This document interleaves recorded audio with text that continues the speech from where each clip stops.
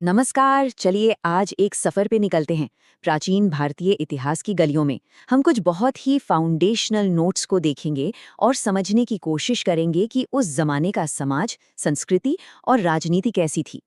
तो हम क्या क्या देखने वाले हैं। सबसे पहले बात करेंगे प्राचीन भारत में विवाह की प्रणालियों की। फिर हम चलेंगे रामायण और महाभारत, इन दो महाकाव्यों की दुनिया में। इसके बाद हम देखेंगे कि छठी शताब्दी ईसा पूर्व में भारत में क्या चल रहा था। और आखिर में हम मगध के उदय और उसके शक्तिशाली राजवंशों की कहानी जानेंगे। तो ये है हमारा आज का सफर। तो चलिए शुरू करते हैं एक बहुत ही फंडामेंटल सोशल इंस्टीट्यूशन से, यानी विवाह से। प्राचीन ग्रंथों में शादियों को कैसे बांटा गया था, ये जानना बहुत जरूरी है। क्यों? क्योंकि इससे हमें उस समय की सोच, उनके सोशल वैल्यूज के बारे में बहुत कुछ पता चलता है। देखिए, उस समय के ग्रंथों में विवाहों को मोटे तौर पर दो हिस्सों में बांटा गया था। एक तरफ थे वो विवाह जिन्हें समाज में मान्यता मिली हुई थी, जिन्हें अप्रूव्ड माना जाता था, और दूसरे तरफ थे वो विवाह जिन्हें समाज अच्छी नज़र से नहीं देखता था, या कहें कि डिसअप्रूव्ड थे। तो ये जो सोशली अप्रूव्ड मैरिजेस थे, वो अक्सर किसी धार्मिक या सामाजिक कर्तव्य से जुड़े होते थे, जैसे ब्रह्म विवाह। इसमें यज्ञ मतलब एक तरह का रिचुअल सैक्रिफाइस करने वाले पुरोहित से शादी होती थी। फिर था देव विवाह। इसमें यज्ञ के दौरान ही अपनी बेटी को दान में दे दिया जाता था। आर्ष विवाह में एक गाय या बैल लिया जाता था। और प्राजापत्य विवाह में लड़का लड़की एक साथ अपने कर्तव्यों को निभाने का वादा करके शादी करते थे। अब आते हैं उन विवाहों पर जिन्हें समाज ठीक नहीं मानता था। इनमें अक्सर लेन देन, पर्सनल चॉइस या फिर जबरदस्ती जैसी बातें शामिल होती थीं। जैसे असुर विवाह, इसमें लड़की वालों को पैसे देकर शादी की जाती थी। गांधर्व विवाह, जिसे आज हम लव मैरिज कह सकते हैं, वो लड़के और लड़की की अपनी मर्जी से होता था। फिर आता है राक्षस विवाह, जिसमें लड़की को अगवा करके मतलब किडनैप करके शादी की जाती थी। और सबसे आखिर में पैशाच विवाह, इसे सबसे ज्यादा निंदनीय माना जाता था, क्योंकि इसमें जबरदस्ती या धोखे से शादी की जाती थी। तो ये तो हुई समाज के नियमों की बात। अब चलिए उन कहानियों, उन सांस्कृतिक कथाओं की तरफ बढ़ते हैं जिन्होंने इस पूरे सबकॉन्टिनेंट को एक आकार दिया। और इसकी शुरुआत हम करेंगे रामायण से। रामायण को सिर्फ एक कहानी समझना भूल होगी। ये एक फाउंडेशनल टेक्स्ट है जिसका धार्मिक महत्व बहुत गहरा है। इसे आदि महाकाव्य भी कहते हैं, मतलब पहला एपिक पोएम। इसे लिखा था ऋषि वाल्मीकि ने। और एक बड़ी ही दिलचस्प बात है, कहते हैं कि उन्होंने इसकी रचना जेल में की थी। इसका जो फाइनल फॉर्म हम आज देखते हैं वो गुप्त काल में सामने आया। और हाँ, यही महाकाव्य है जो स्थापित करता है कि भगवान राम भगवान विष्णु के ही अवतार हैं। इसकी पूरी कहानी 7 अलग अलग हिस्सों में बटी हुई है, जिन्हें कांड कहा जाता है।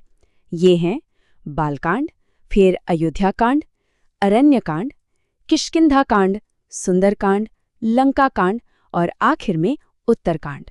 और जो लोग इस ग्रंथ को पढ़ते हैं या पढ़ना चाहते हैं, उनके लिए एक छोटा सा इंटरेस्टिंग फैक्ट। बालकांड इसका सबसे बड़ा हिस्सा है और किष्किंधा कांड सबसे छोटा। रामायण के बाद अब हम आते हैं भारत के दूसरे महान महाकाव्य पर। एक ऐसा ग्रंथ जो अपनी स्केल और अपने इन्फ्लुएंस दोनों में ही जबरदस्त है, महाभारत। महाभारत का स्कोप इतना विशाल है कि इसमें आपको इंसान की जिंदगी और समाज का हर पहलू मिल जाएगा। इसी वजह से इसे 5वें वेद का दर्जा भी दिया गया है। ये दुनिया का सबसे लंबा महाकाव्य है। इसका जो ओरिजिनल नाम था वो था जय संहिता।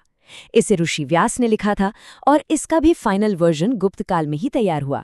इसमें धर्म अधर्म, राजनीति, युद्ध, शिक्षा, मानवीय मूल्यों पर इतनी गहरी बातें हैं कि आप हैरान रह जाएंगे।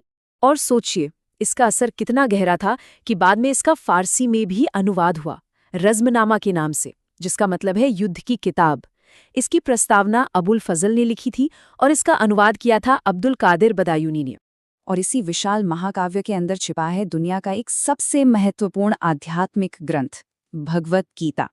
ये महाभारत के भीष्म पर्व में आता है और ये श्री कृष्ण और अर्जुन के बीच हुई वही बातचीत है जिसे आज पूरी दुनिया पढ़ती है। एक बहुत मशहूर कहावत है, जो महाभारत में नहीं है वो विश्व में कहीं नहीं है। मतलब जो कुछ भी इस दुनिया में है वो सब महाभारत में है, और जो महाभारत में नहीं है वो आपको दुनिया में कहीं और नहीं मिलेगा। ये लाइन ही इसकी विशालता को बताने के लिए काफी है। अच्छा, तो इन महाकाव्यों में जो आदर्श, जो मूल्य बताए गए, उन्हें जल्द ही एक बहुत बड़े चैलेंज का सामना करना पड़ा। हम अब पहुंच रहे हैं 6ठी शताब्दी ईसा पूर्व में। ये एक ऐसा दौर था जब भारत में बहुत ज्यादा उथल-पुथल मची हुई थी। अब सवाल उठता है कि ये बदलाव क्यों हो रहा था? इसके पीछे दो बड़े कारण थे। पहला, समाज बहुत कॉम्प्लेक्स होता जा रहा था। छुआछूत जैसी चीजें बढ़ रही थी, जाति व्यवस्था बहुत ज्यादा कठोर हो गई थी। और दूसरा कारण था पॉलिटिकल टर्मोइल, मतलब राजनीतिक अस्थिरता। इसी उथल-पुथल ने दूसरी शहरी क्रांति की नींव रखी। ये साम्राज्यवाद का और आपस में सामंतों के झगड़ों का दौर था। और जब समाज में इतना असंतोष फैला हो तो क्या होता है? नए विचारों के लिए, नए धार्मिक आंदोलनों के लिए जमीन तैयार हो जाती है। पुरानी व्यवस्था को चुनौती देने वाली नई आवाजें उठने लगती हैं। और यही हुआ भी। उस समय के विचारों में एक जबरदस्त डाइवर्सिटी देखने को मिलती है।